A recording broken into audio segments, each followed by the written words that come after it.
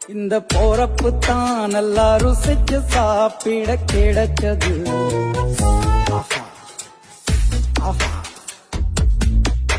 அத நினைச்சுத்தான் மனோபோலகம் முழுவதும் பருக்குது. அடச்சுட சுட அடச்சுட சுட அந்த மதுர மல்லிப்பூ இட்லியே மீன் குழம்புல கொஞ்சம் புரட்டி சாப்பிட எச்சிலு ஊறுது உள்ளுக்குள்ள. இந்த போறப்பு தான் நல்லா ருசிச்சு சாப்பிட கிடைச்சது. இந்த போறப்பு தான் நல்லா ருசிச்சு சாப்பிட கிடைச்சது. அத நினைச்சுத்தான் மனோபோலகம் முழுவதும் பருக்குது.